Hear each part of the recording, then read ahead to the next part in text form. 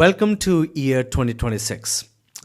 I'm sure that you had a good time on the New Year Eve, and of course, you spent a very, very good time with your family. And here I am in this new year in 2026. I know it's been a couple of months. I was not able to make a video.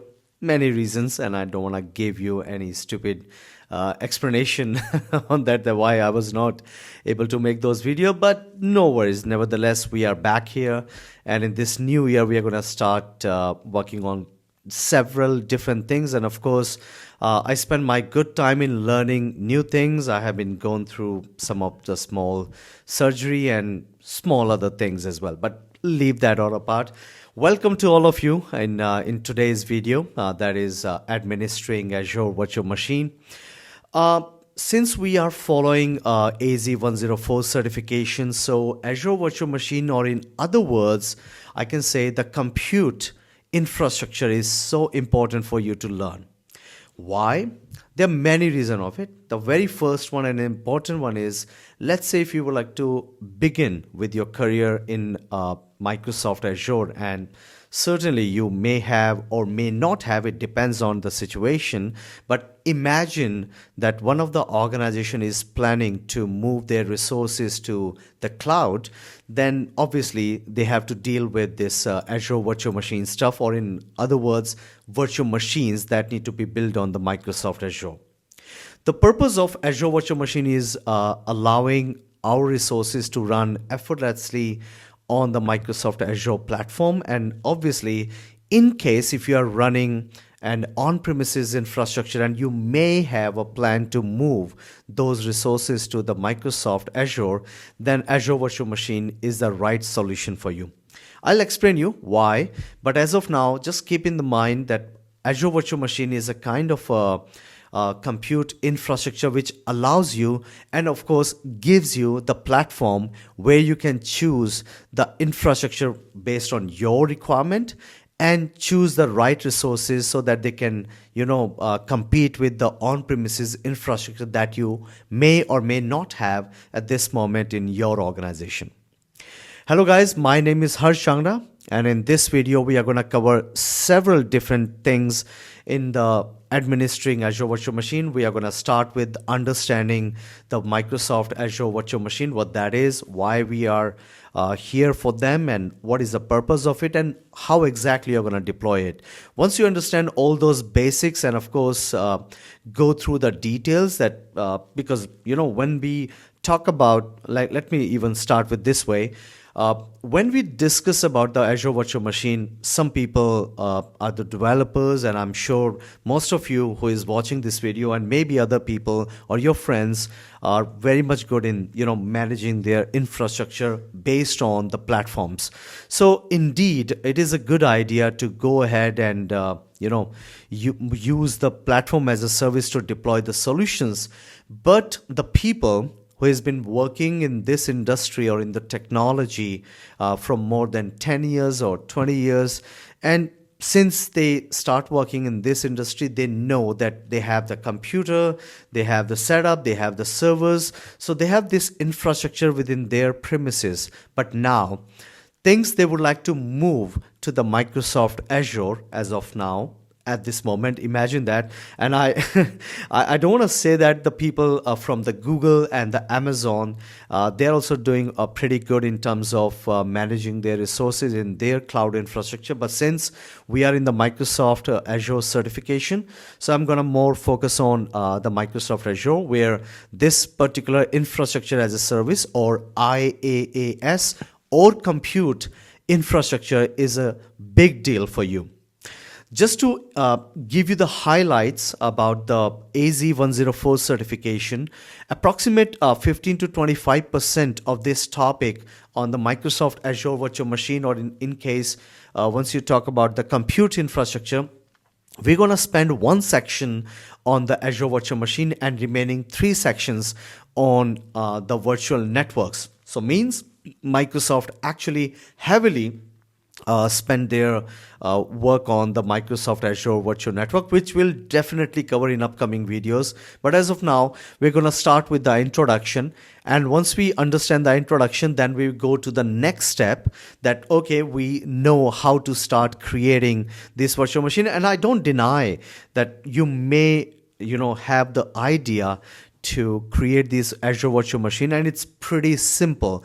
The only thing in AZ-104 that you need to think and keep in your mind is you must know all those options that you can see right in front of you once you choose the the settings, the configuration that you can see during the time of the deployment. So you need to make sure you are very well aware about all those things, why they are here, what is the purpose of it, so that you can understand better. And once you start creating those virtual machine in the Azure infrastructure, so you don't miss a thing, you have the complete control on what you have done overall by creating those virtual machine and what kind of a settings you need to choose during the time of the configuration. I hope you get the point.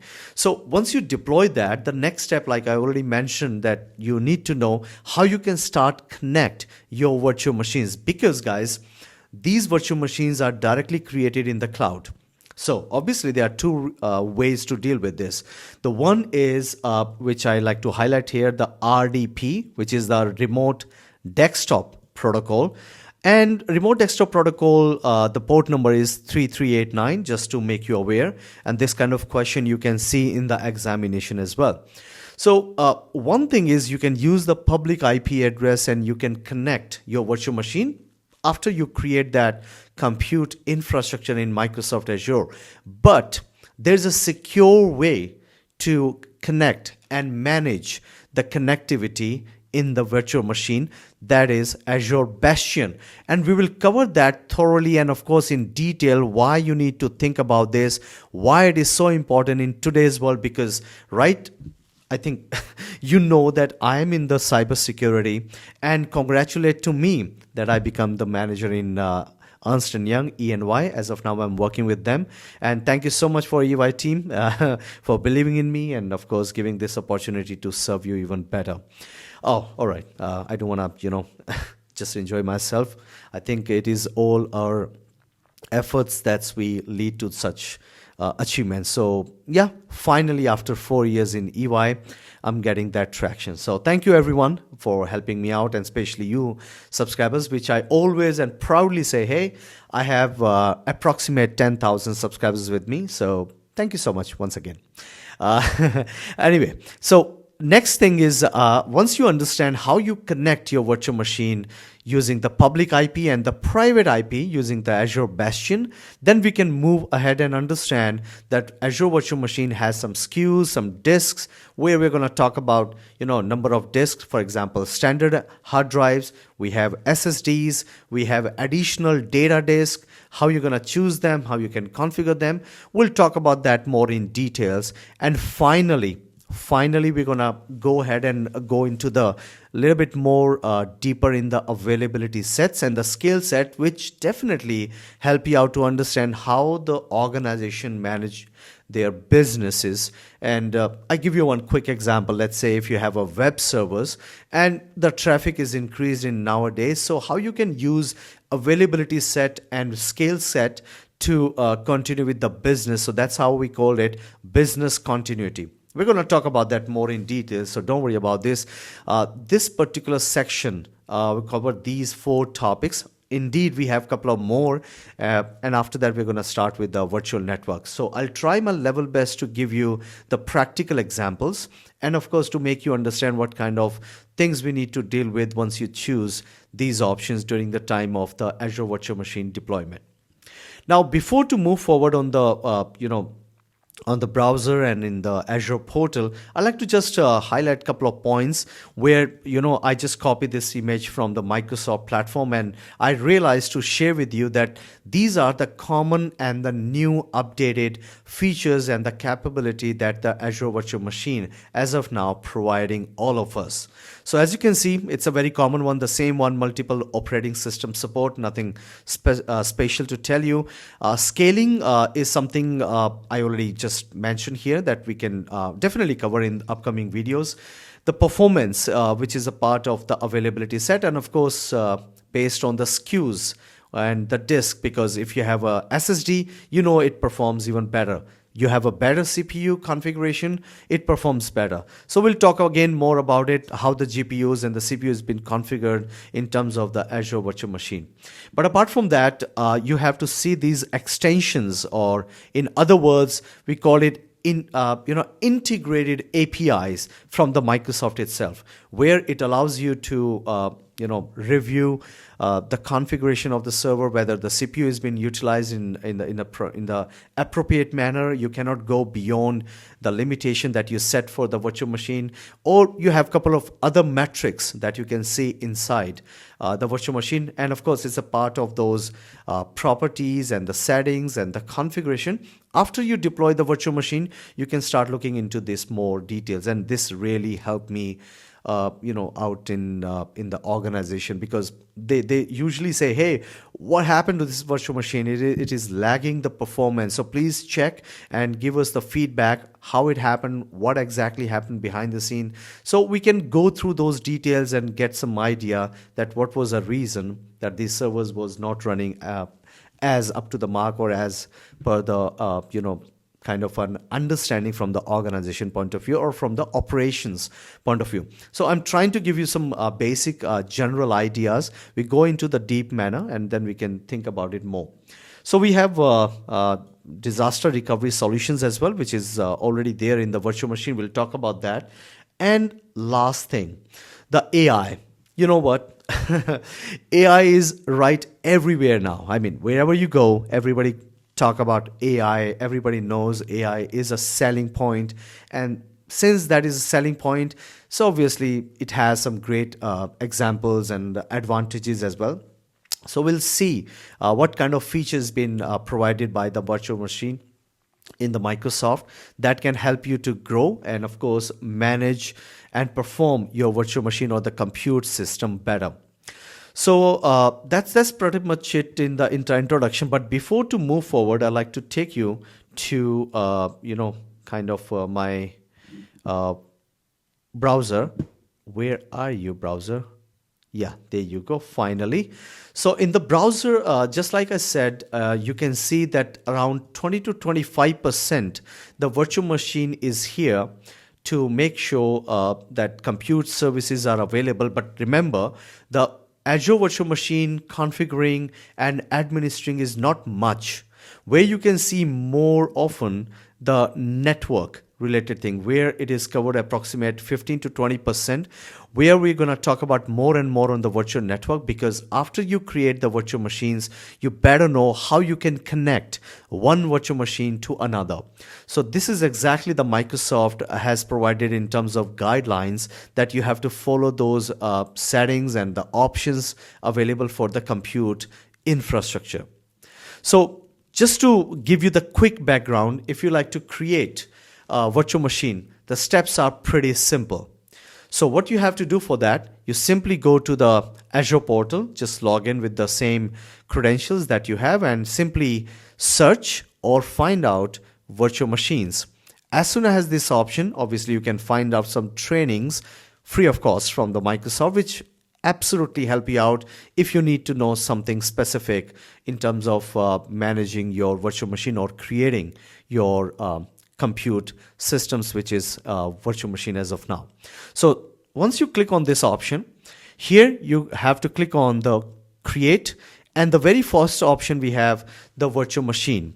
Yes, we're gonna discuss and talk about the presets and the configuration and all other thing once we deploy this virtual machine from the scratch. But as of now, you need to just keep in your mind, here is the option that allows you to create your virtual machine, and that's how we're going to start working on this.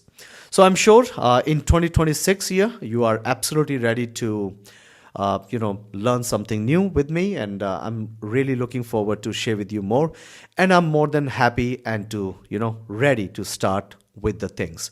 So let's move forward and learn how you're going to start creating virtual machine and what kind of configuration settings you will see during the time of the deployment. Azure Virtual Machine.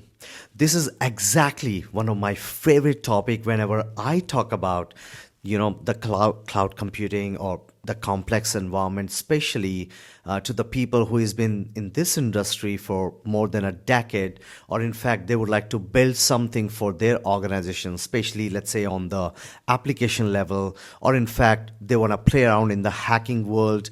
Obviously, I'm not so much interested in to hack somebody, but if you like to do the practicing like the red team and the blue team, I think the virtual machine is the key world that you must know, and you should be very much aware about that, how you're going to start controlling your operating system.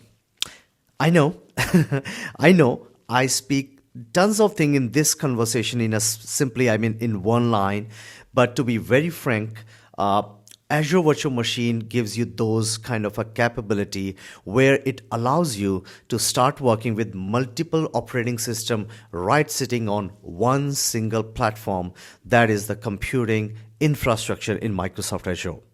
Now, to elaborate, to explain something more about it, you need to start looking into the virtual machine first. I don't want to talk about the Azure all over. I want to start with the virtual machine, what that is and why you need it. In simple word, in simple line, the virtual machine allows you to create multiple host, not a host, that's a wrong word, multiple operating system on a single hardware. What does it mean? Let's start with an example. You purchase a laptop, Mac laptop or a Windows laptop, doesn't matter. And now somehow that obviously been installed with the Microsoft operating system by default. I'm talking about the majority. Don't worry, don't worry. I know Linux people are also watching, and I know, I love you guys. I know you have been very much good in deploying the web server and a couple of other things. Obviously, your application, talk about Docker, talk about containers. Tons of things. I get it. But I am trying to make it, in a simple or simplify, not a simple, simplify, that can help you and allows you to understand better that why you need this and what exactly the things you need to keep in your mind while creating the Azure virtual machine. So to start with the virtual machine, I already discussed that the purpose here is you purchase a hardware, which is your laptop, and now you already have installed Windows operating system. Somehow you get an opportunity to work on the Linux project. Obviously, the other option in the long time back, think about 15 years back, what you have to do, you have to purchase a new laptop and then install the Linux operating system, and then you just need to start practicing. But now it's been changed. What you have to do, simply install the exact original operating system, might be Windows as an example as of now, and simply enable hypervisor if your laptop supports. I think majority of the laptop supports hypervisor. If not, simply find the kind of an application called virtual machine. Sorry, it's not virtual machine, virtual box. Harsh, don't just embarrass yourself. Okay. Oh, you get my point. You need to find this virtual machine. It's free of cost, and this hypervisor kind of a tool allows you to install multiple operating systems for your practicing. In other words, we called it sandboxing. You heard about this name. Means you can simply install your operating system, whatever you want to try out, whatever you want to do with that, you can do that. Now, the point here is why and how exactly it works behind the scene. To explain these points, I'm talking about these points, you need to start looking into this picture first, from right to the left. So here, what we have to do to simply talk about virtual machine. So in the background, what exactly happens, so that I can directly relate this information to the Azure. So basically, we purchase kind of a hardware where you have the storage, then you have CPU. Obviously, you know all of this. Nothing fancy here. RAM. And apart from that, you may also have network interface card, means a network card through which you can communicate with other machines if you want to. So basically, you actually build a physical server. That's a physical machine, right? And here you have installed all of this configuration, or you actually prepared your server accordingly based on your requirement. Now, you have to build a Linux server to deploy the web server, as an example. So here, you don't need to buy a separate, a kind of a server or separate hardware components. Simply install the hypervisor. The hypervisor is a kind of a tool. I think that would be easy way to explain. Hypervisor will allow you to, just talk to these real physical hardware and request them, hey, CPU, can you give me a little bit power of your CPU? Similarly, it also goes to RAM and said, hey, RAM, if you don't mind, can you give me a little bit RAM of yours so that I can run my Linux?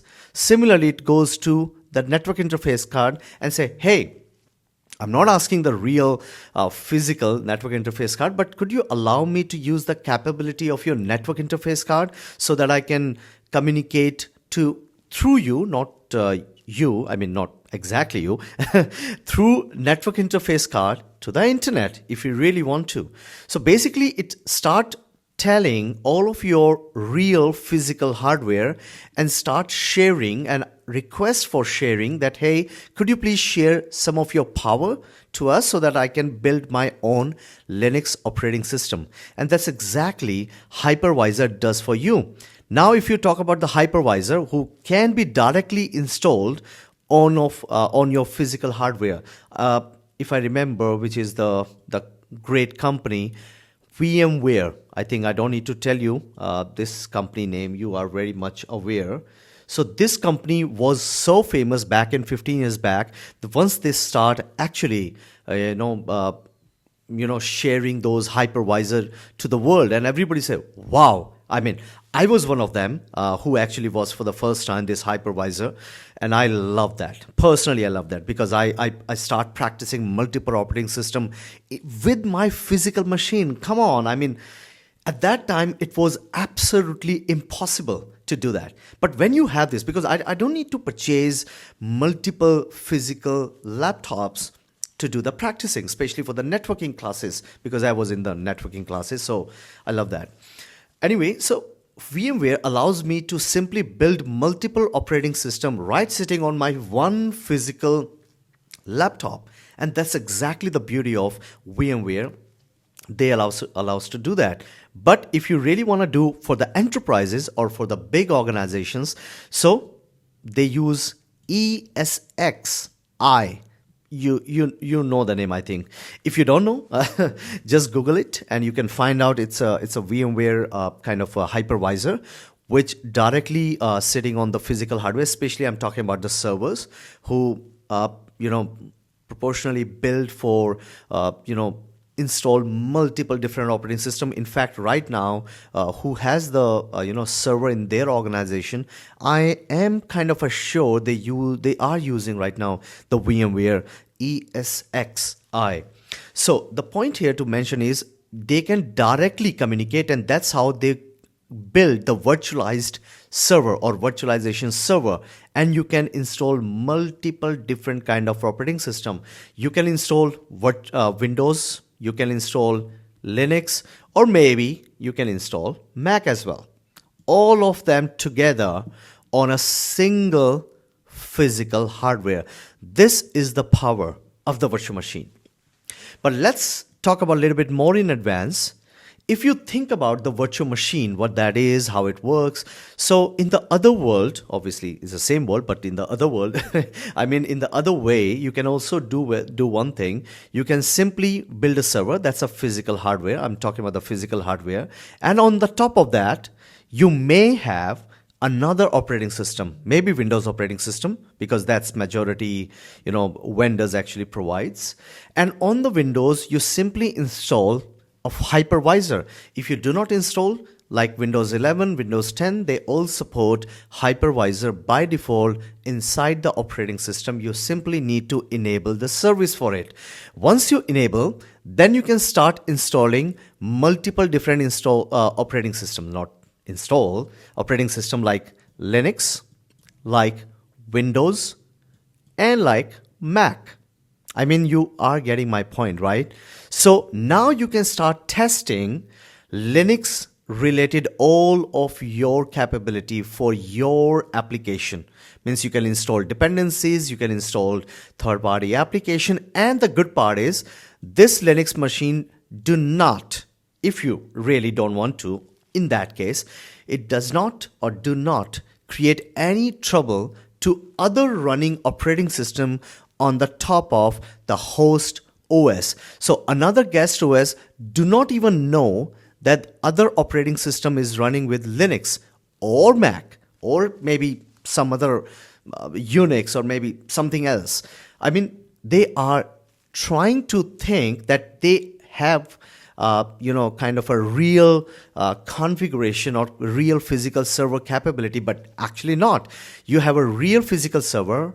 On that, you have installed virtual machine number 1, virtual machine number 2, and virtual machine number 3. But the good part is this virtual machine number 1, 2, and 3, they didn't know and they didn't even realize that they are running a virtual machine. They really think that they are the real physical server on which they have installed this Linux, Windows, and the Mac operating system. That's the beauty, that's the good part of the virtual machine.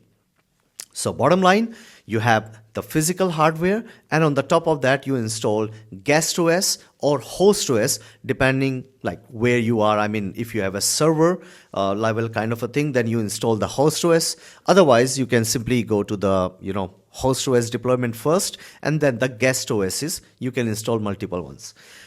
So now, if you think about the Microsoft Azure, because here we are in AZ-104 certification, and if you check the questions coming in the examination, that's straight from the Azure Virtual Machine.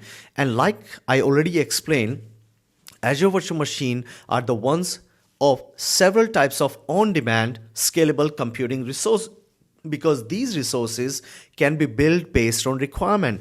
Microsoft just simply give you the platform, and in that infrastructure as a service platform gives you that capability to simply create like numbers of virtual machine in your subscription, in your tenant. Actually, it's a tenant, not a subscription. Subscription simply give you just the power, what kind of products or the services you can use in that.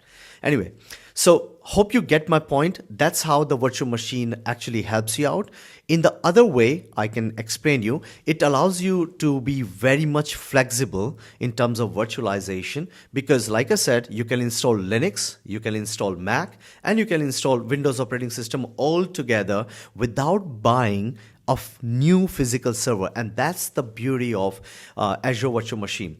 Since we are in the era of artificial intelligence, because I like to explain you before I jump in the practical, I like to just take you back on the Microsoft explanation about it. Now here in Azure Virtual Machine, they have just trying to explain that why it's so good in terms of managing your resources, because like I already explained during the time of explanation in the early stage about this video, that hey, people really need to work on the virtual machine for one big reason, because they know this technology. They know how the operating system works. They know how the server works, especially for the people who has been in this industry for more than 10 to 15 years. So yes. Now, if you go to the organization and if you think, hey, I need to build the server. So to be very frank, even in the biggest enterprises, nobody nowadays is going to give you the physical server, to be very frank. What they give you actually, they give you the virtualization platform, or in other way, like Azure platform to build your server. You just need to choose the right power of your server. Means you have to choose CPUs, you have to choose the RAM, and of course we are going to do this in this video, and you have to choose the network storage. Sorry, not wow, come on Harsh, you I think created something new today, network storage. It is there, but I'm actually a bit confused in network and storage. Both are two different things. So it's a poor joke, I know. And even in fact, guys, there's one guy, I don't remember his name, he put in the comments, Harsh, why you do the joke during the time of creating your videos. You are talking about the technology, and I mean, he specifically mentioned, I don't like it when you do your poor jokes. And apologies, guys, because I just don't want to keep talk about the technology all the time. We are human, right? We have other emotions, and that's exactly I like to give you during the time of the videos. Anyway, I'll leave that part. So once you talk about the virtual machine, you have to think about a couple of other things, like already mentioned, deploy diverse application. We already know the purpose of it. And of course, saving in the sense, we need to think about money saving, because we don't need to buy the physical hardware, which means the capex and the opex has been involved. Opex is the operational expenditure, and capex means capital expenditure. Opex is applicable here, because here, how much you use, only you have to pay for that. You don't need to buy anything upfront. So that's the beauty of it, and that's how you're gonna save the money. So obviously, scalable, rapidly, reliably, simple as that. Because let's say if you have CPU running 10 CPUs, and now somehow you get good response from your customer, and you like to increase the CPU, the power of the CPU, I mean, the RAM and the storage, you can do that without stopping your business critical application and in fact your server. You can also add another layer of security. We're going to talk about this more, and that's another beauty of virtual machine, that you can do it. And like I already explained, the migration, that's the biggest, kind of a topic. If somebody knows, if they talk about the Azure Virtual Machine, they know why they have to use the virtual machine. Otherwise, they're going to go to the platform as a service, and they enjoy platform as a service and use their resources, maybe application, maybe they have the kind of a setup they really want to see, web server, couple of other capability, database server. They can do all those things using platform as a service, but somehow the people who has been running their applications, or in fact the server, right in on-premises, and now they like to move to the cloud, so migration is a choice. So migration is a good point where they just need to take their server from on-premises and drop straight into the Microsoft Azure. And how they're gonna deploy that successfully? With the help of Azure Virtual Machine, without doing any issues. They simply need to take their VHD files and just import those VHD files straight in the Azure Virtual Machine. That capabilities are available, and that's how you're gonna build your server so quickly. So if you talk about a little bit more in terms of workloads, I don't want to explain again because we already discussed about it. So those kind of great capabilities are also available in Azure Virtual Machine. Apart from that, they explained the security part, nothing to specifically mention. And these are the all sort of kind of advantages if you like to use, using the virtual machine. Obviously, in upcoming videos, we're going to talk about those, especially this new Azure Compute Fleet, which is a new topic, and Azure Backup, Monitor, Migrate, Kubernetes, Load Balancer. We're going to talk about all of them one by one. But I think at this moment, you are pretty much aware, though you already know, but I like to just share a little bit more in details that why you need to use Azure Virtual Machine and what kind of capability you can assume while using the Azure Virtual Machine. So I hope you are ready. So let's jump in the Azure portal and let's start something practical there. Like I shared earlier, and of course we have covered this topic, that how you're going to create a virtual machine inside the Microsoft Azure. It's not new, it's not so spatial. The only thing you need to think about it, what kind of an option do we see during the time of creating a virtual machine inside the Microsoft Azure? Yeah, it's keep changing. The options are quite optional. Some are recommended, some are required, I mean to say. So indeed, you have to just keep in your mind that once you're trying to create the Azure Virtual Machine, what sort of configuration is required from your operational team. You need to go through those details before to start creating the virtual machine. And by this certification, you need to understand that how you're going to understand all those configuration options and how you're going to make sure that you are start administering your Azure machine efficiently. So while we are going to start understanding that, of course, we have tons of different practices we are going to cover in this AZ-104 certification. For instance, we have to go to the Azure Virtual Machine, and we're going to start looking into more that what kind of an option you will see during the time of the creation. And yeah, I don't deny that you don't know how to do it. Obviously, you must know, and you are very much aware nowadays. But again, it's a part of the certification journey, so it is my duty to tell those people who is actually learning this for the first time. So I'm going to start kind of a scratch, but indeed, we're going to discuss about all those options available for you during the time of creating the Azure Virtual Machine. And once it is created, then we go to the next step, how you're going to start connect your Azure Virtual Machine to your desktop or laptop or whatever the application you are using at this moment. So leave that all the things as of now aside, and let's start understanding the Azure Virtual Machine creation. Pretty simple. One option is you simply click on create, or if you don't know much and you want to go through the details, I highly recommend to just read this information, would help you out, because here it can just tell you what is all about the computing, what is all about the virtual machine scale set. All those details you will read here as a part of the basic understanding of the topics in the Azure Virtual Machine. So for the Azure Virtual Machine, how you're going to start creating, the steps are pretty simple. As usual, I say this all the time. I'm not going to touch virtual machine scale set, presets, or anything else as of now. Just remember, the presets are the pre-configured Azure Virtual Machines, where you can choose, maybe, for example, you would like to build the workloads, or maybe you have some databases from the SQL, or maybe SAP HANA, or maybe any other, kind of an option that is based on your workload. You can choose those pre-configured virtual machines right from this option if you choose.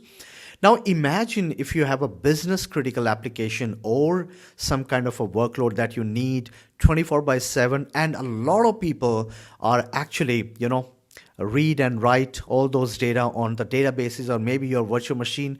Then I think a quick answer to that question is virtual machine scale set.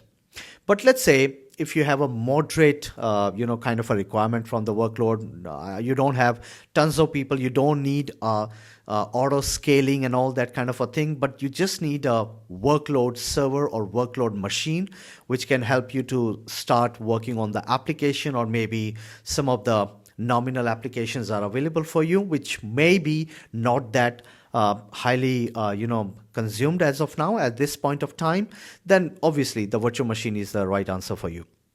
So let's start with the virtual machine. So I'll just click on this. Steps are pretty simple. As soon as you click, you will see this screen. So I'm going to start with the one by one option. Obviously the first step is the subscription. I don't know your case, but in my case, I just have one subscription, pay as you go. But if you join any of the organization, I'm talking about the big organization or enterprise level organizations, they may have multiple subscriptions. One is based in US, one is based in Australia, one is based in India, China, could be any other one, Russia, just name it. So in that case, you have to choose your subscription wisely. Be sure you choose your subscription in a right manner. Otherwise, it may chaos.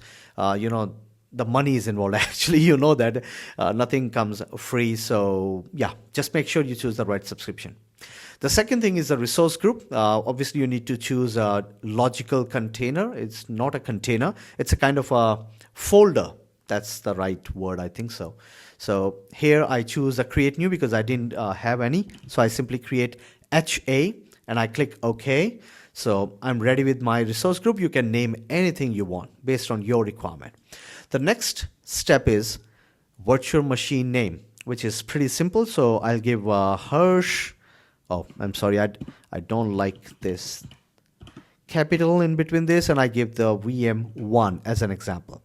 You can name anything you want. Just make sure you do not have the same name existed inside your environment. Okay.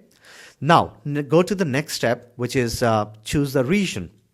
So guys, you have multiple region, and I always recommend to choose the region which is very much near to you, right? At this moment, obviously, if you choose the central India, it could be somewhere in Madhya Pradesh if you are living in India, or you can understand it's a middle kind of a part of India somewhere you don't know even. If you talk about the southern part of India, so you can find maybe this database. Not a database, come on, Harsh. It's a data center. You might find in the Chennai or maybe in Mumbai. So you understand my point. So I always choose central India because I am right now in Chandigarh, and I believe this is the nearest location.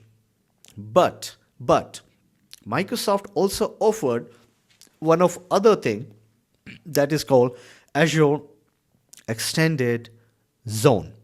Now, what that is, if I just simply click on this, and if you go on the right hand side, you can read all of this about it. As of now, my subscription is not actually been enabled for this, or you consider that I am not the right person for this. Obviously, if you have some kind of a contract with Microsoft and you have tons of different servers, so what actually this option helps you, it actually provides you kind of a capability to prepare your zones. I'll talk about zones very soon.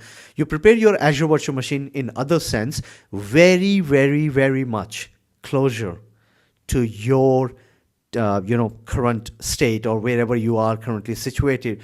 The reason behind this option is if you want faster IOPS, input output per second, you need high performance, you want low latency, then I think this zone would definitely help you out, and I highly recommend to read about it, and maybe you will find this option in your organization because this is pretty new in 2026. So certainly it depends whether your organization is following this one or not. It is the matter of choice. So as of now, I'm happy with my region, Central India, and you can also choose the nearest location as per your location. That's my recommendation. That's my suggestion for you. The next option, we have the availability option. Now, availability option, you may find multiple options available here, like no infrastructure redundancy required. It's a matter of redundancy because definitely if you are running a business critical application or a server, you need the redundancy, right? Because from the configuration standpoint, it is a very important factor that if you are deploying any of your solution, you must have some kind of a redundant or parallel kind of a services which may resume if anything goes wrong from the first one or over the first one. So as of now, if you choose the no infrastructure redundancy required, yes, it will save you money. I don't deny that, but not a good option from the redundancy standpoint. So basically, if you choose the availability zone, it doing nothing but just to tell you that, hey, for example, you have a region, right? I'm currently in Chandigarh. Imagine that the Microsoft built one region in Chandigarh, another one in Noida, for example, and third one somewhere in which city? Banaras. Imagine that.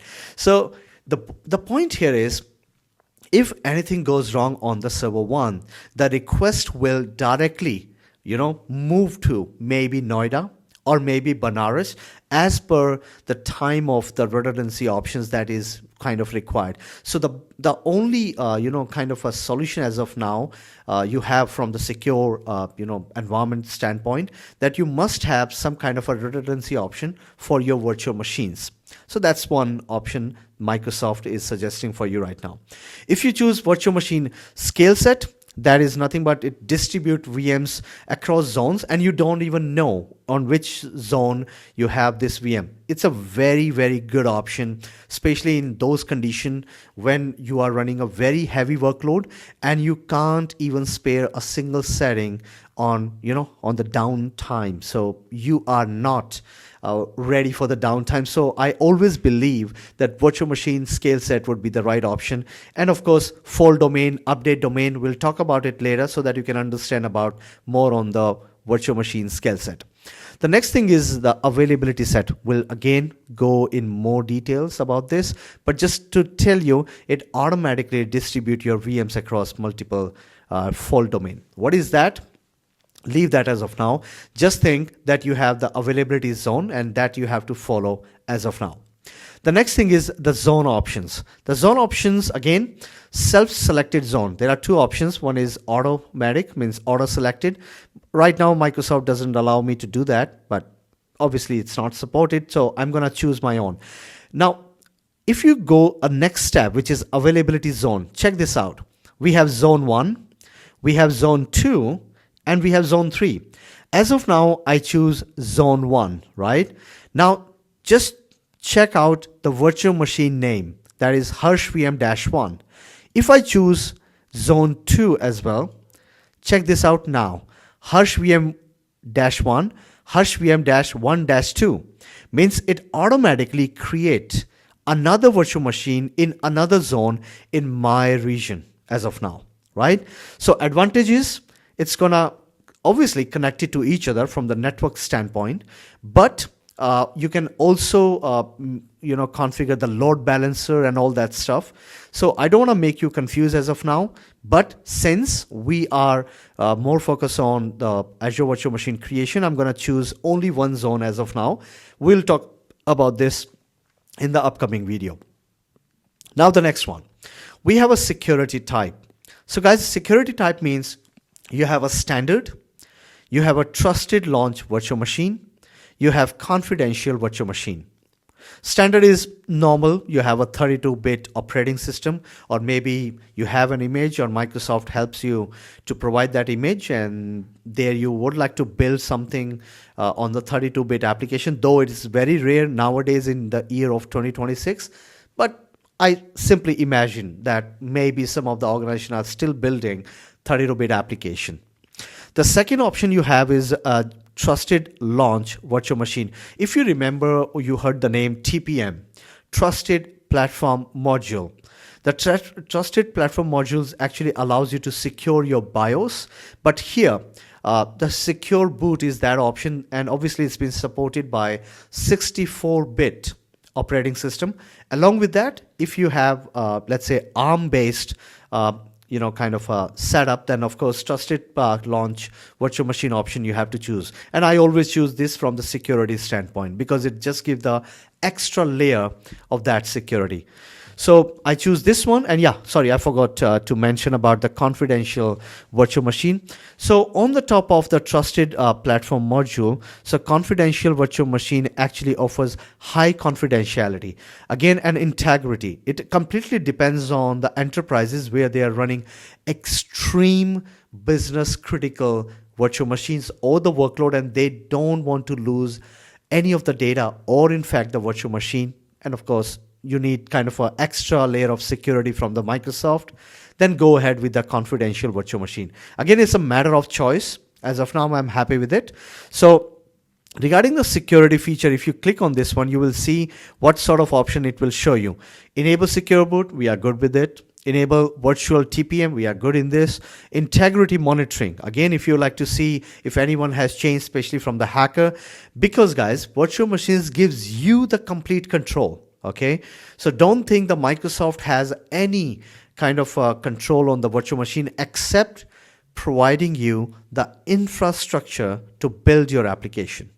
Okay, don't be confused in this. So this is something that you need to keep in your mind, and you can definitely go ahead and check what sort of options are available for you. Now you can choose image, of course, what kind of operating system you want. That is something you need to think. As of now, I am good on the Windows, whether you like it or not. I always say this line because I know tons of people are quite fond of the Linux operating system. I love too. I love Linux too. But again, as of now, we are gonna choose the Windows operating system. As of now, I'm going to choose Windows 11. You can choose Windows servers as well if you want to. But as soon as you choose, let's say if I go back to Ubuntu, I like to show in the virtual machine architecture. Here you can choose whether 64-bit or x64 architecture or ARM64, which is the ARM based, like a mobile processor. So you have to choose, wisely that which image is being supported ARM64 if you like to use ARM based operating system. So as of now, I know Ubuntu is supported, but Windows 11, it's currently not supported. But yes, I also know that even personally on my machine, I'm using this application. Let me just bring that for you. Come on. Yeah, there you go. Sometime Mac also playing with me. So I have installed a parallel desktop. So in the parallel desktop, and of course I'm running M3 Ultra. So Ultra Max, in fact, the maximum. I choose this one, and it's a brilliant performer. Believe me, the Mac one is really, and it cost me, leave it. But yeah, okay. Anyway, it cost me approximate 4 lakh, and I love it. And I think for next 6 to 7 years more, it's gonna run for me brilliantly. I don't find any kind of problems as of now. It is because of the ARM based kind of a Mac operating system. And on the top of the Mac, I have installed Windows operating system, that is Windows 11. And again, it's a ARM based Windows 11 I have installed. The purpose to tell you is right now in Azure it is not supported, but yeah, just to let you know, you can choose even more images if you want to. If let's say if you have more images, you can click on this, you can go and choose tons of different images right available for you. It's up to you how you want to move forward. And you can see as well, and I'm happy to see finally, I didn't see it before, Windows 11 ARM64 is also available if you like to build ARM based operating system on the top of it. And you can select it if you want to. Let's say if I choose which operating system, I think ARM based 25H2 would be nice. So I choose this one, and now I have automatically chosen ARM based 64, right? I think we are good in this. Oh yeah, architecture of this size is x64, or obviously select image in 65. So here you have to choose again the SKU. I think to avoid any confusion, let me go back, because I don't want to spend more money, especially on my account, because I have pay as you go, and it actually I have to spend tons of money on this. So anyway, but you get my point. You can choose ARM based, and I will show you how you choose the right image, or I mean the right size for your operating system if you like to build on this. So as of now, I'm going through a 64-bit architecture, and obviously spot discount, I don't need discount because it is as soon as it's been available, some of the discount available, I'll show you, in fact, just for your reference. The capacity is available in different data center. For example, a lot of people are creating their virtual machine in central India. Imagine that. And very last portion is available, which maybe not going to use in some sense. So Microsoft will actually give you some kind of discount on the workload that you are running. Obviously, that can save you a little bit of money. That's how Microsoft gives this option. But as of now, I'm okay. If you want to choose this one, it's a good idea, especially if you are running big workloads. But as of now, I'm happy what I have, because we're going to talk about this more in the practical manner later. So on the size level, yeah, this is something I like to discuss. So size means this is called SKU, right? So this SKU means here you have CPU, how many CPU you have, how much memory it's been offered by Microsoft Azure, and what cost you if you choose this kind of virtual machine.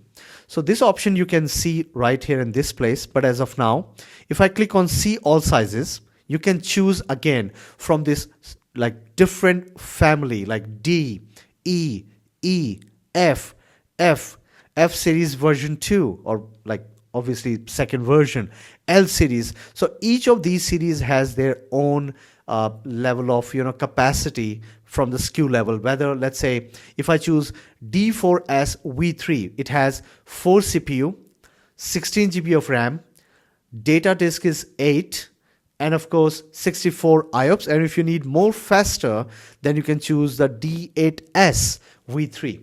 Similarly, you can also choose the other available options here for you in the different D series under the version 2 and version 3. Version 4 is also available. You can choose even more higher, more faster the performance from your kind of a hardware. It's been offered by Microsoft from the architecture or from the infrastructure standpoint. As of now, I'm happy. I think you get the point, but you have to decide based on the requirement of your workload as well as the price tag. Read this before you create any of your virtual machine. I'm happy with it. The next step is enable hibernation. So this option is available when you need to hibernate your machine when it is not in use, or when you want to make sure that, okay, temporarily I can make my machine down. But as of now, it's not been selected. I'm okay because it is not been enabled or not supported, whatever the size I have chosen. And also I'm not on the ARM based architecture. Not a big deal, but you can play around with this option if you really want to. Again, the next option is you have a username. I need to type the username. So I'm going to type my username is this one. Make sure this should be in the lower character. And of course the password. You can choose any of your password based on the required category. And once you're good with it, then I am happy. So I'm good with this. The password is chosen. Then go down. Public inbound output. So inbound ports means I'm going to allow the port which can help me to connect with my virtual machine. We're going to talk about this later. So as soon as you click here, allow selected port. So I am allowing RDP 3389 as of now for reference. So I'm good. We're going to talk about this. It's a part of the network security group because we are creating inbound port rule, and we have to again choose wisely because this is not a recommended thing because that's how it is giving us the warning level. But again, it's a part of understanding and part of connecting our VM for now, for instance. So I'm going to choose this option as of now. And of course, you have to choose I confirm I have the eligible Windows 10 or 11 license with multi-tenant hosting rights. Again, Microsoft will charge a bit, but not much on this.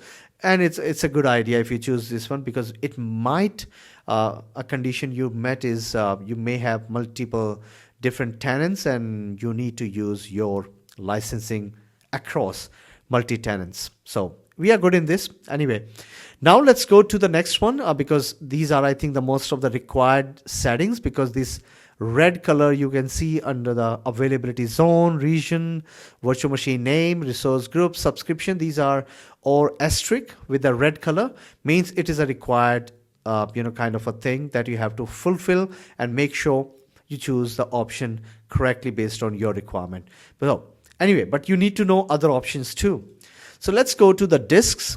So disk is the encryption at host. It starts with the disk encryption. So basically encryption at host is a kind of a service that can allow you to encrypt your data as soon as it goes inside the operating system. So as of now, it is not available for me.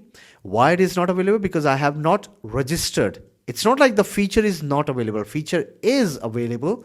It's like I have not enabled it. If you want to enable it, there are two options from the GUI. But let's say if you miss out anything, you simply click on Learn More. And here, if you go to the Learn More, there are the PowerShell commands that you can run, and after you run the command you are good to go and you can enable this feature and this option easily. The commands are right here and just simply copy, run with the power of the administrator and you are good to go in that one. Simple, not a big deal. So as of now, OS disk, I have selected the 127 GB. You can increase if you really want to up to 2 terabyte. This is just for your reference. But remember, you choose more disk, more storage. It's been, you have to pay more money. As simple as that. So no need to confuse. This is exactly it is. So choose efficiently. The next thing is the VM type. So you can find the premium SSD and of course premium SSD in the local redundant or zone redundant. It's again matter of choice because if you have a business critical SSDs, I always suggest you to go to zone redundant storage where you have to choose premium SSD because here it automatically create a kind of a copy or another OS storage or the data disk, not a OS, I'm sorry, data disk storage in the other zone as well. If anything goes wrong, then you can recover your data from the other data disk, and you can ask from Microsoft Help to identify from the storage and share the data with you once you need it. That's the advantage of zone redundant storage. But as of now, I'm going to choose the default option, that is the premium SSD. It gives me, immense kind of a possibility or kind of a performance overall. Okay, now next go to the delete with the VM. Obviously, this option only you select when you want to delete the SSDs in case you like to delete the virtual machine during the time of that option. Otherwise, if you remove it, what it does, it automatically save your virtual machine inside the storage account by default. So yeah, anyway, good option. The next we have is the key management. This is for the managed key because certificate is required in terms of managing or make sure encryption works without any trouble. Or if you have a dedicated certification authority, you would like to generate your own certificate, then choose the custom managed key over there. But as of now, I'm going to go ahead with the platform managed key, which is the default option because it automatically creates a certificate and enable the encryption for me easily. Now, next one, we have the new option, the ultra disk compatibility. Guys, this option is a new feature. That's why I would like to show you. This is something, if you need low latency, extremely low latency and great performance from the disk level, then again you have to choose this one, which is called the ultra disk. Now, especially why you need it in certain conditions when you have a database and these databases have a huge number of users who is actually reading the data or writing the data, modifying the things, something like that. For example, you have a database for your users. I have 10,000 people in my organization, and of course I need to monitor each and every user. What should I say? The responsibility, or maybe I have enabled some sort of kind of upload settings for the user. Just kind of random example. You can think about any of the possibility.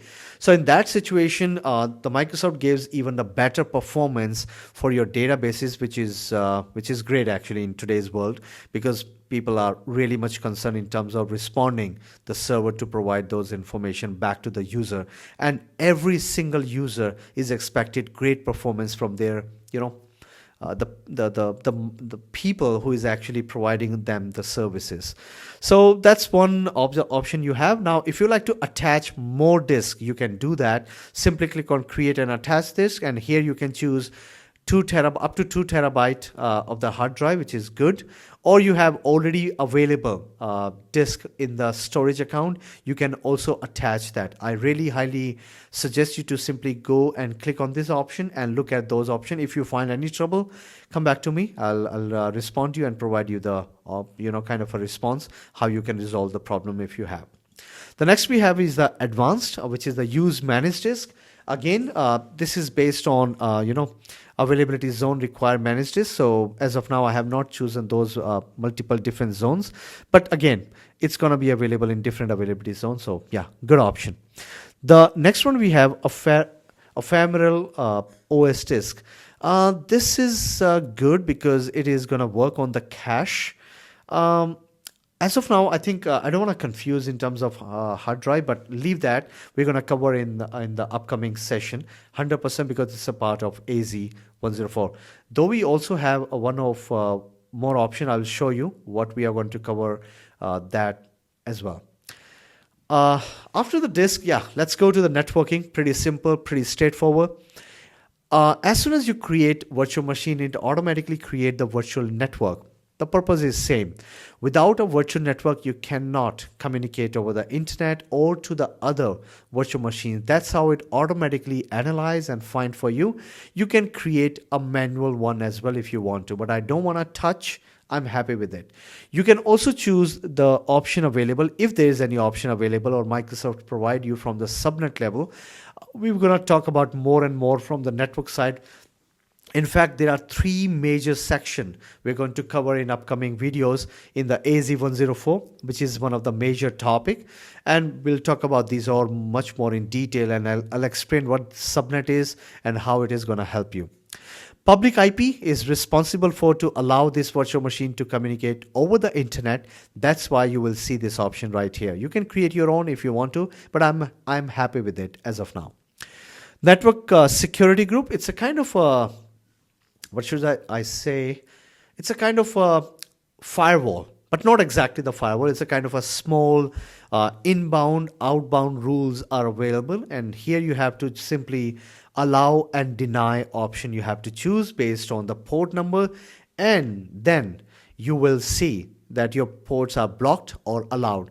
If you remember in the very one page under the basic, if you remember the RDP shows the warning sign and I choose allow. Here also you can, just set up and create, because here's an option as well, allow or deny. Of course, the advanced option you can see, you can do the manual thing if you really want to. I'm happy with it. Right now it's very basic, very simple. Simply I need to choose the option, select the port number, and of course select the condition, whether I want to allow or deny.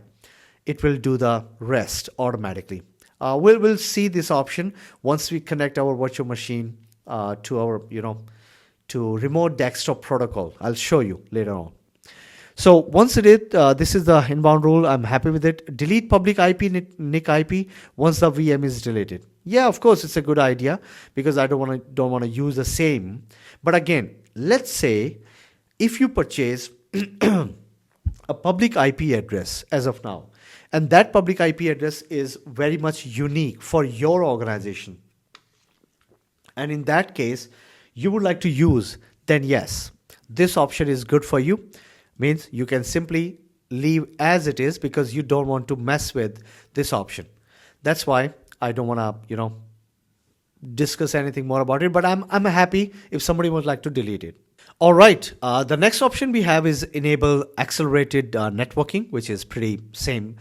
You want fast performance from your network interfaces. You have a high through output overall, then yes, this option is good for you. And of course, we need that kind of a performance from our virtual machine. If you would like to set up a load balancing, then this option is available for you. You can set up it now, you can set it up later. We'll discuss more in the networking setup. As of now, just leave that as it is. The management will start from the Defender for Cloud because I have that enabled, because I have purchased that service. Defender for Servers Plan 2 is enabled for me by default, so I don't need to touch anything. From the identity perspective, enable system assigned management identity. I have my own user. I'm happy, I'm good with it, but you can choose if you don't have any user accounts. But I think we all create the user account as soon as the Entra ID has been created. Login with the Microsoft Entra ID. Yeah, you can choose it. Here you have to just follow the rule where the RBAC, the role-based access control rule, is been configured. I want to allow every single user to connect with this VM, play with it and all that. But if you have a workloads, let's say you have a database, you have an application, then you have to select this option and make sure you assign the right permission to the people to modify, to add it, to delete in a right manner, because you are going to play around with the RBAC there. So as of now, I leave it as it is. Don't need to play with this more because it's going to take a lot of time. So next one is we have a enable auto shutdown. Let's say you have a condition where you have to shut down your virtual machine every single day at 7 p.m. You can set it up according to that. As of now, I don't want to do it. The backup, you can also enable the backup. For that, you have to just play around with the recovery services vault. Yeah, that was my domain, but as of now, I leave it as it is because we are not here to play with it. Site recovery is another option. Site recovery is also for the primary and the secondary location. It is extremely good for the business, business critical category. That's the right explanation for it, because everybody is very much concerned about if one web server down, I need my site is back again. Site recovery, don't consider it is only for the web server. it is going to work for many, or I mean all of the workload. But yeah, consider the situation, the primary and the secondary. I'm going to talk about it later. Leave it as it is as of now. The guest OS update, yes, we all want that, but as of now, I leave as it is because Microsoft is taking care of it, and it allows you to give you the control whether you want to install your updates or not. The next thing is patches and the patch orchestration. So right now it's automatically by the OS, which is Windows Automatic. You can also set up the manual, which allows you to choose what kind of patches you would like to install or not. Yeah, as of now, I'm happy with the default option. Let's go to the monitoring. So here is the whole deal about the alert system, or collecting the information or monitor the metrics, that what kind of performance is given by the CPU or RAM, or if anything goes up and down, you can do the right kind of decisions. And of course, you have another one, guest diagnostics. It is for collecting the data, and it goes to the centralized place. Maybe you have a SIEM solution, and later you want to review the performance from last 1 month or 2 months. It depends on your requirement. The last option we have, the advanced. It is for the advanced. Don't need to be confused in this. Start with the extension. If you need any custom based extension, you can do that. Or in fact, you can write down your codes and it will automatically run those codes, or the PowerShell command. If you have any customized PowerShell command inside the virtual machine you would like to run, you can choose this option and you will be good in that situation. I mean, this is really good if you like to try, right? But that is for the advanced user or advanced people, if for the enterprise organization most of the time, because they have some customized solution that they want to run, and they can run from this place. The user data, enable user data. If you like to collect the data, it's good for you. The NVMe, again, the matter of performance. Of course, it's for the remote disk storage performance. If you like to save any of your data into the remote storage, for example, I'm sitting in central India and I would like to storage in Australia, as an example. Then you can just play around with this and you can choose this option. And of course, you need some additional help from the Microsoft, which allows you to do that. Because by default, this supported, that SKU is not going to use this one because it is not been enabled for this one. You have to choose even more expensive virtual machine to achieve this goal. And I don't want to do that. Host group, leave that. It's a separate topic altogether. Capacity reservation, again, leave it, because this allows a lot of people to make sure their business critical virtual machine in central India does not go down, if anything, having any trouble in the capacity manner on the Microsoft data center. So Microsoft will take care of it. But as of now, I don't want you to play around with this. And also, this is also another option. Proximity placement group, leave that completely. We'll discuss and we'll do the practical, but as of now, you don't need it. So let's go up. The last option we have is the tag.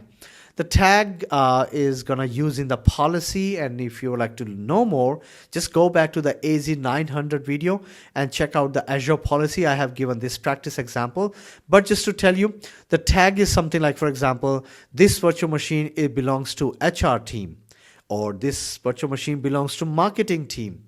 So that's how you're going to write down the tags, name, value, and that's how it's going to apply. Simple as that.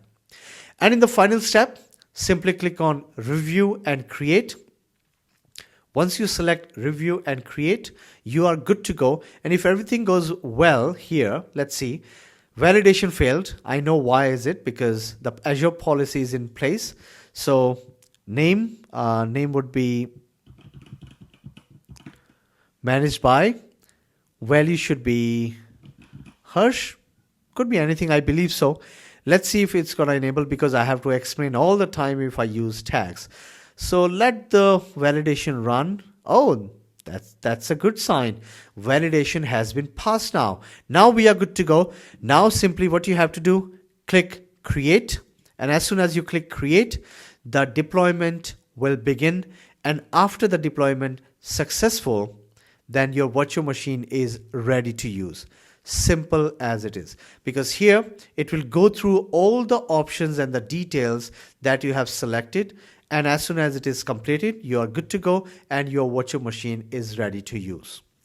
So I think here there are no confusion, because once we are going to create our virtual machine by following these all options, and you can see these all the resources been automatically created based on the settings we have chosen, and we are good with it. After the final step is ready, and we are we can connect the VM and we can play around with more options there from the security standpoint. So finally, we know how we can actually configure a new virtual machine. And like I already mentioned multiple times, it's not a difficult thing to do. It's so easy, so simple. In case you don't want to spend your time to choose each and everything, but indeed, in the organization, you have to follow some sort of standards, some options, or in fact, the operational team should provide you the detail that how exactly they want you to configure a new virtual machine.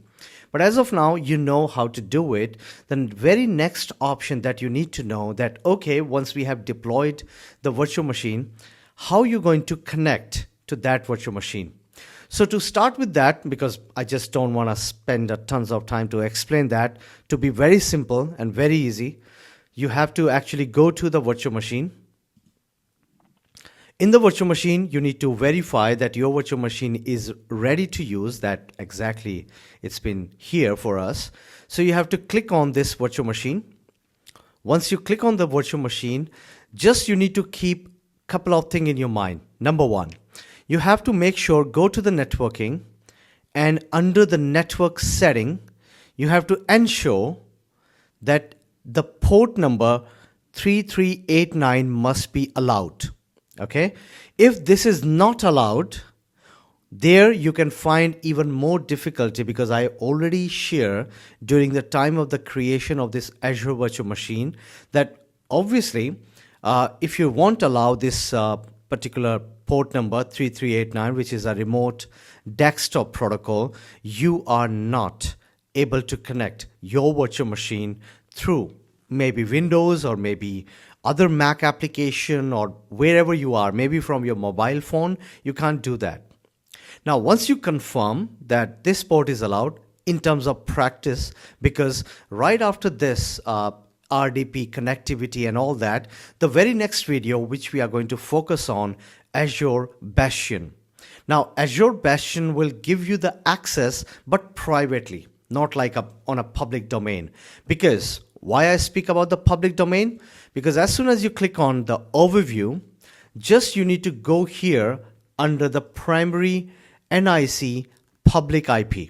Okay, and here you have this public IP address. Just copy this public IP address as of now, because in case you want to connect your virtual machine or you want to play around with your virtual machine, you need to ensure that you have this particular IP with you as of now. And like I said, obviously I will teach you how you can connect your virtual machine through a private IP. But with the public IP, this is the way to deal with this. All right.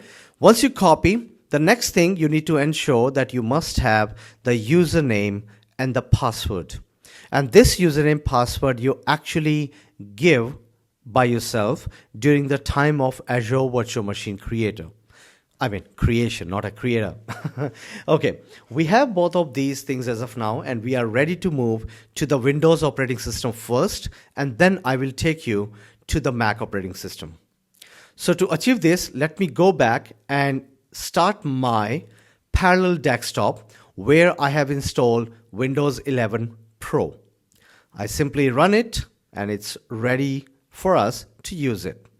And if you want to play with the remote desktop protocol, just make sure it should be allowed in your Windows 11 operating system as well, because sometimes it happens we close the outbound port with the 3389.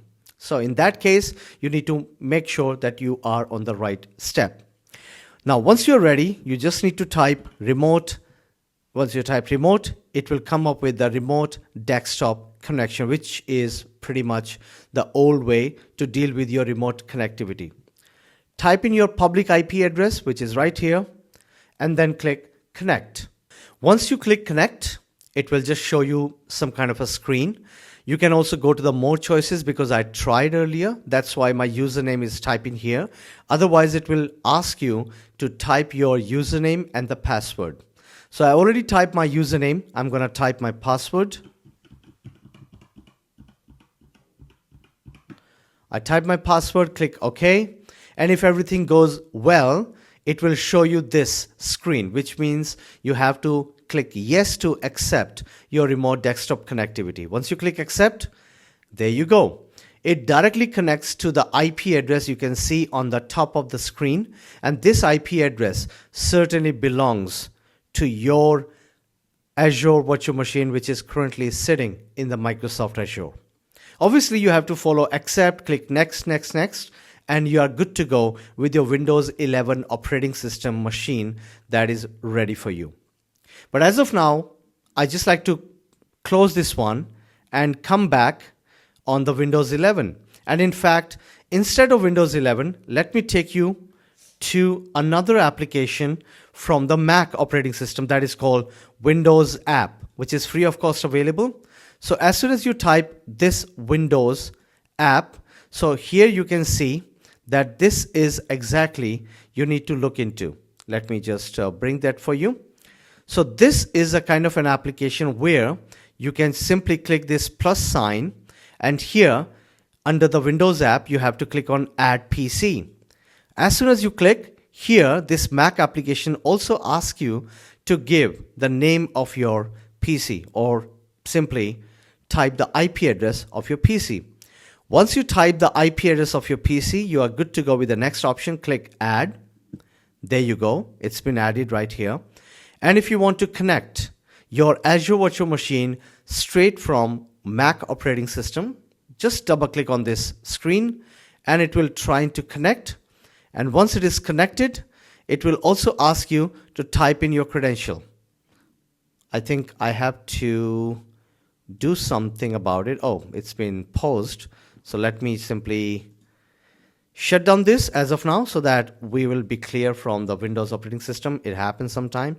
I'm shutting down my Windows 11 because you already know now how to deal with it. If you have the public IP address with you from the Azure Virtual Machine, how you can connect. As soon as this virtual machine shut down, then we are ready with that Windows application, which is right here. So as you can see, once I type the IP and once it is connected, it also asks you the username and the password. And if everything goes well, simply type your username and the password, click continue. Again, it will also ask you the certificate, as you already see the similar kind of a setting or the option in Windows operating system. Click continue and you are good to go. It will automatically help you to connect to that Windows 11 operating system. But again, this Windows 11 operating system is also based on Microsoft Azure. So don't be confused and simply click accept.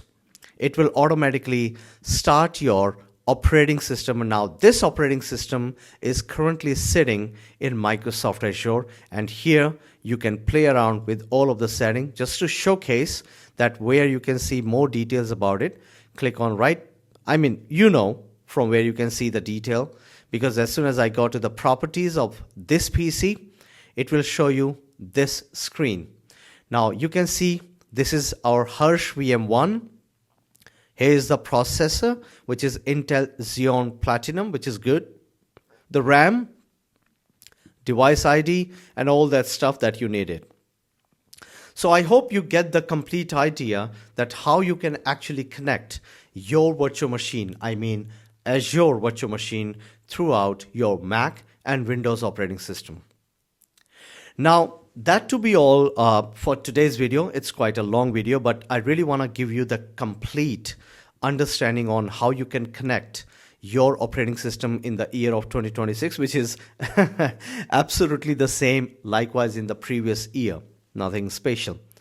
So we are absolutely done for the today's video, and we're going to start with the Azure Bastion in the next section once we're going to continue with AZ-104.